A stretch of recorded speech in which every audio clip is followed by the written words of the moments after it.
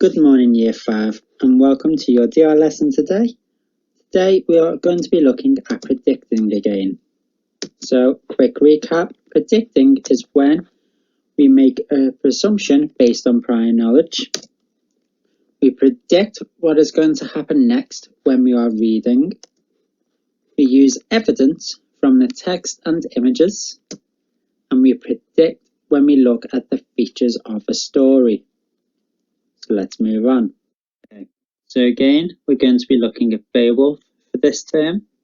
So far, you should have read pages 9 to 12 of the book on J2E that was uploaded last week with your DR lesson. Today, we will need to read pages 13 to 17 to answer the questions. So let's start with a quick review. In no more than 2 sentences, can you tell me what's happened so far in the book?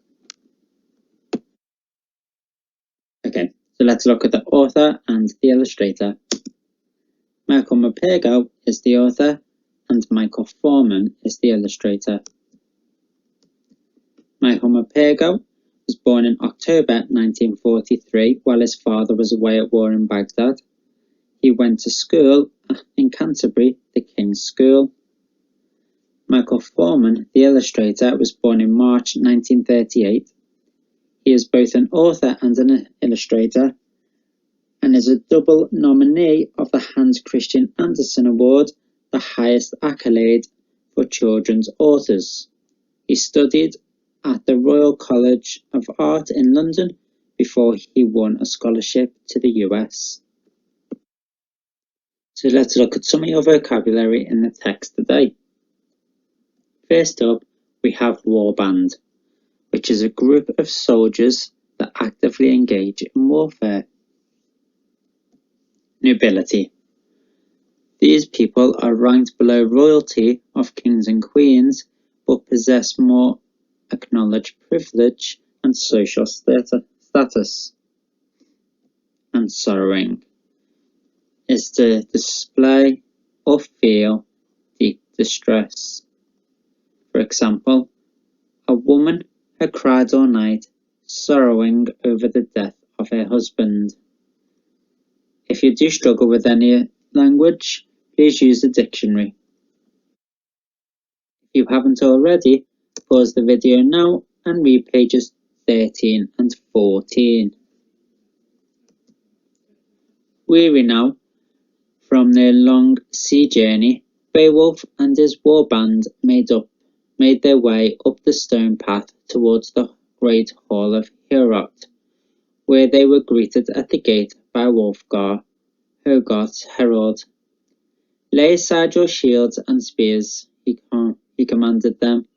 Stack them against the wall, for you will have no need for them inside. I see friendship in your eyes, nobility in your bearing. And now that we have nothing to fear from you, but tell me, who are you? And what you've come for, dressed as you are ready for war. Okay, so after reading this, I can see that Wulfgar was not afraid of Beowulf and his band of war heroes. I know this because he remains calm when he asks them to leave their belongings outside, and he says that he can see friendship in their eyes. I am Beowulf, Prince of the Geats, nephew of Hygelac the king, and if you would kindly allow us to speak face to face with Hogarth, your gracious king, we will explain to him in full the purpose of our sea-tossed journey to the land of the Danes.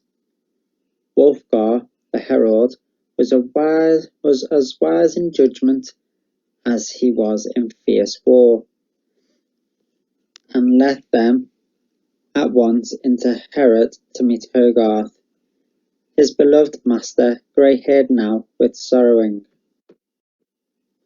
Here I can see that Wulfgar is a very smart man, and he wouldn't allow people in unless he thought thinks he could trust them.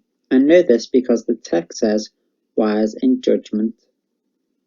I also can see in the text that King Hogarth is facing a huge sadness and that he is aged somewhat. So for your last prediction lesson today, we are going to be looking at the text on pages 13 to 17 to answer the following questions. In brisk breezes, the ship flew along, ploughing the storm-tossed ocean until the last shadow of land along the horizon became the rearing cliffs and capes of Denmark. Using the sentence stems, predict how Beowulf and his soldiers may have felt on the boat whilst approaching land. Use the language in the story to help you with the context. And your challenge. Wulfgar, the herald, was as wise in judgment and as fierce in war. Using the language in the sentence, predict how he may react to seeing soldiers from another tribe approach his settlement.